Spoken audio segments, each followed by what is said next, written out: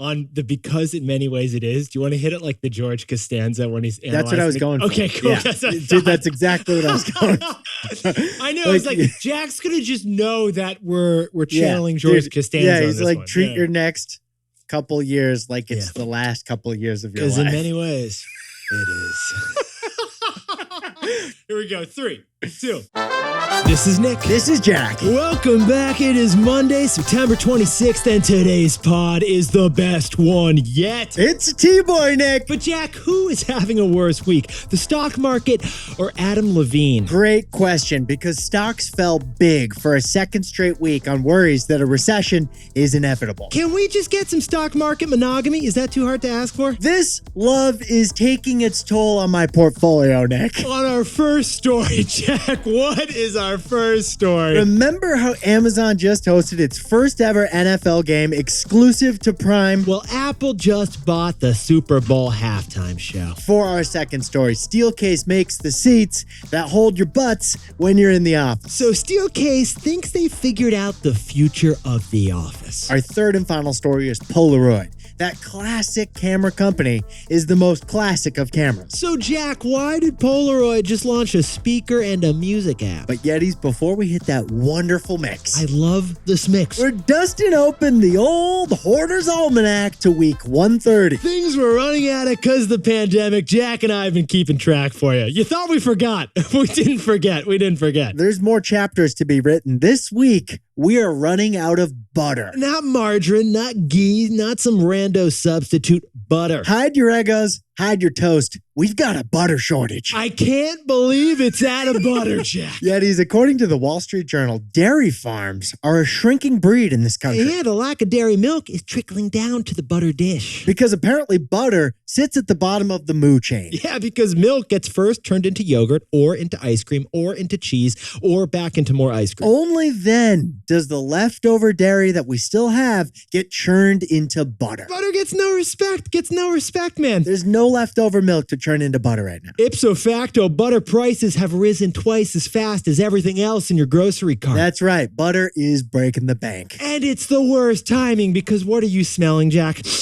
Apple pie? Yeah, I think that's apple pie. It's bacon season. It's bacon season, baby. Yetis, it is prime time for bacon blackberry pies out there. And Crisco? It's not the same as butter. Don't even try. So, Jack, what's the takeaway for all of our buddies baking with butter? There's not enough butter for our mothers or our brothers. There's not enough churn, so we're feeling the burn. Grab a piece of bread and wipe up the rest of that butter from your plate. Cherish that brick of Lando Lake's gold like it's real gold. Because in many ways, it is. Let's spread our 3 stories. 15 years before this song, 2 boys from the Northeast met in the dorm. They had an idea that caused a cultural storm. It's the best one yet, but the best is the norm. Jack, Nick, that's it. I don't even think they need to practice. 50%, that's a fat tip. T-Boy City on your list. If you know, cause we ready to go. We can't wait no more, so just start the show. Start the show. For our first story, in the last week, Apple and Amazon have sacked, have spiked, have tackled the NFL. But we want to focus on one number. One number. The number 7. Okay, Yetis, it's not a weekend unless you go into the weekend with a stat. Like, you got to have a good stat. You ready for this weekend stat? Hit me with a good stat. What do we got, Jack? Of the top 100 television programs last year, 75 of them were NFL games. Okay, 3 out of 4 of the top 5 most watched TV programs were football. That is domination. And that is why Amazon is paying $1 billion a year to host Thursday Night Football. And that is why Jack and I did a story previewing the first ever NFL game exclusively streaming on Amazon last week. So Yetis want to know, how did Amazon do in their big debut? Well, besties, we just got the numbers back from Bezos, and Mr. Bezos stood up, sat down, and stood back down again. Amazon shocked itself. It did. In the first Thursday Night Football that they streamed exclusively, they got 13 million viewers. Sprinkle on a little context. That is 50% more viewers than the same game last year. And now, Jack, that's great for the NFL. But why is that better for Amazon? A record number of people signed up for Amazon Prime to watch the game. Get this. More humans signed up for Amazon Prime than during any other 3-hour period in Amazon's history. Yeah, that's right. A lot of uncles demanded their niece and nephew show them how to watch this damn game on the dang internet. It's making me reset password. I already put in my password. Like we said, Yetis, that is why live sports have always been the holy grail of streaming video. Nothing but live NFL and the silky smooth voice of Al Michaels could drive signups for Amazon Prime. I do love Al Michaels' voice. But funny timing, Yetis, because that wasn't the only big tech thing going on with football. Big tech is gang tackling the NFL right now. On Friday, just before the weekend, the NFL announced the brand new sponsor for this year's Super Bowl halftime show is going to be Apple. It's Apple. Apple's the sponsor. It's not Pepsi. It's not Budweiser. It's not Little Caesars Papa Domino's John either, Jack. It's Apple. Apple Music got the Super Bowl halftime gig that we're going to see in February. Yeah, Puff Daddy's going to be dropping beats via FaceTime this year. Bruno Mars is going to Shazam himself on stage with an iPad. It sounds vaguely inappropriate, but I know what you're talking about. Stevie Nicks.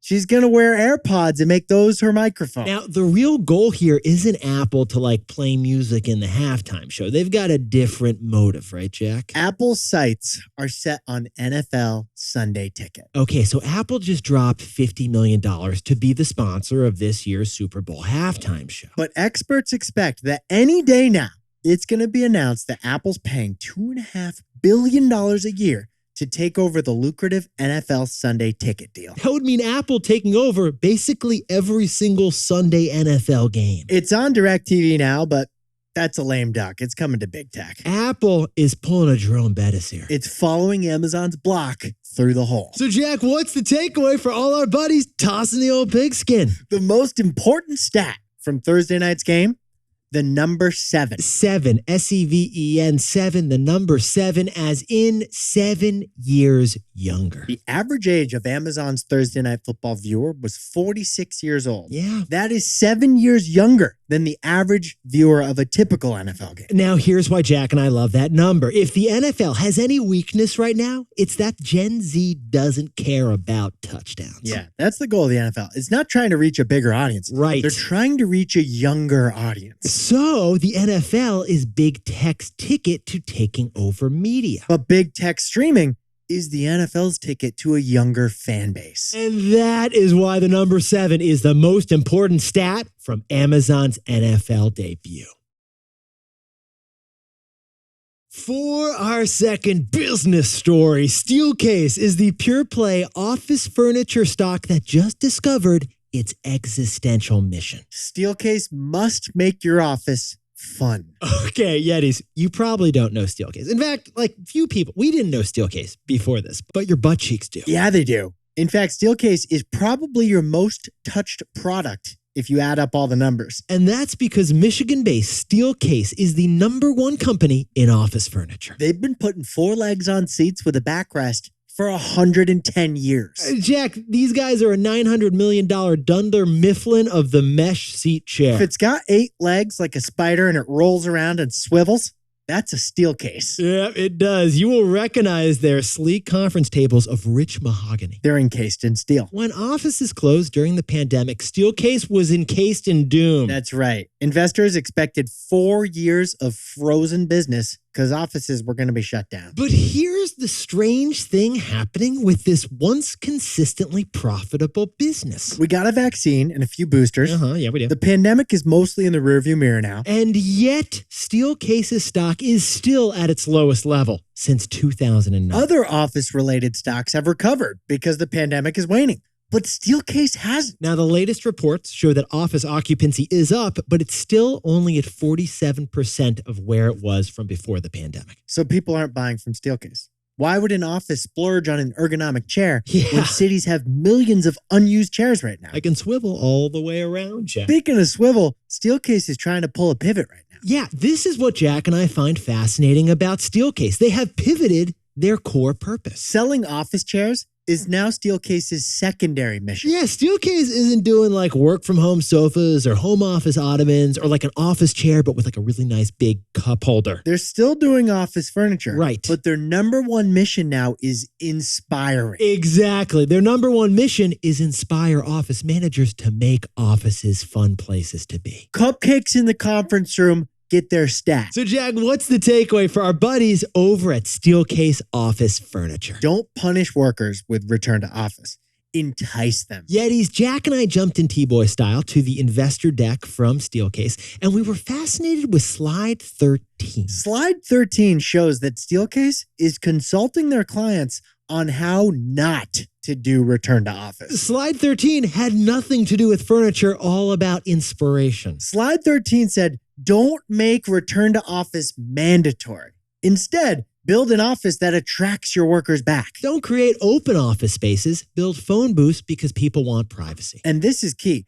Don't expect your workers to return to the office if it's the same office they remember from before the pandemic. Yeah, because the only way people will return to the office and the only way Steelcase will sell office chairs again is if the office is a fun place to work from. It needs to be different from before the pandemic and better than a home office. If you build it, Carol from accounting will come. Don't punish your workers with return to office, entice them. Now, a word about our sponsor, Robinhood. You know, honestly, your salad, it says so much about you. Nick, you like to blaze your own trail at the salad bar. Yeah, I'm ordering a salad. I go off menu, man. Like a combo of kale and croutons that has never been made before. Me? I'm not reinventing the wheel. I like to go classic. Like if Sweet Green thinks it's a good combo, Jack's not going to change that. Kind of like investing strategies. Some want to build a custom portfolio of stocks, crypto, and options. Others don't want to reinvent. Just give me the most standard ETF. Whether you're tweaking your one-of-a-kind portfolio every day or prefer a more hands-off approach, Robinhood has the tools. If you're not investing on Robinhood yet, to get started, go to Robinhood.com/Tboy to choose your free stock. That's Robinhood.com/TBOY. Limitations apply. Stocks offered by Robinhood Financial LLC, member SIPC. Crypto offered through Robinhood Crypto. All investments involve risk. By the way, this podcast is not owned or part of Robinhood, and we are not employees of Robinhood. For our third and final story to kick off the week, Polaroid, the ancient throwback camera company Polaroid, just launched its first non-camera product. It's the least functional speaker on the market. It is. And that's the point. Yetis, we just had ourselves a record wedding season. But Jack, what was the highlight? Well, the bride was beautiful. She looked fantastic. But I love those Polaroid cameras left about the reception. That was like the new thing. You leave a Polaroid camera on the table, everyone has a great time. Snap a pic of yourself, slide it into the photo album. The Polaroid instant camera, the opposite of an iPhone. Everyone loves it. Everyone uses it. It's a crowd pleaser. Invented in 1937 by a Harvard dropout. Polaroid invented the Instapicture. Shake it like a Polaroid picture. The Polaroid brand became so synonymous with photography that Instagram zucked it for its very own Instagram logo. Yeah, pre-Facebook acquiring Instagram, the old logo was a Polaroid picture. Now, all that innovation led to Polaroid hitting its peak in 1981. 21,000 people worked for Polaroid. That's a huge company. How much money were they bringing in, Jack? $3 billion a year. Polaroid was bringing in more money than Lyft did last year. And that was 40 years ago we're talking about. But then, 2001, your dad got himself a digital camera. So did everyone. So Polaroid went bankrupt. And then things changed in 2017. It got bought by a startup called Impossible Project, and here we are today. Now, Polaroid still makes cameras. Sales have been coming back, but Polaroid's newest product is the opposite of its core product. Polaroid cameras launched Polaroid speakers last week. They went from doing 100% visual to 0% visual. They used to do AV. Now they just do the A. This is 100% audio. It's a portable speaker that is as colorful as a Tic Tac. $50 to $300. The smallest one could fit in your purse. And the biggest one is the size of a boombox. Now, this isn't just a physical speaker, we should point out. It's also a music streamer. Polaroid went full Silicon Valley. They did. And just launched a music app that is designed to be like an old school FM radio. But they didn't go full Silicon Valley. They beep, beep, backed it up a couple steps. There's an app, but it's trying to be like the FM radio. There's only 5 stations. So you don't choose the music. They choose the music for you. You only choose one of the 5 stations they offer. So, Jack, why is a camera company now selling a speaker? Because it's actually selling something else. Feels like a takeaway moment. So, Jack, what's the takeaway for our buddies over at Polaroid? You're never really selling a product. You're selling a feeling. Besties, Polaroid always only sold cameras, but it didn't really sell cameras. Polaroid was in the business of spontaneity. You snap a shot, you get your photo in a moment. Spontaneous. In this world of camera phones, the Polaroid camera product has become obsolete. But the feeling of spontaneity is never obsolete. A Polaroid speaker with music you don't decide? Yeah. That's not just more noise. That is spontaneity in a product. It's portable, so it can be busted out anytime. And there's only 5 stations, so you don't know what's going to play. What is more spontaneous than that? Polaroid made a speaker.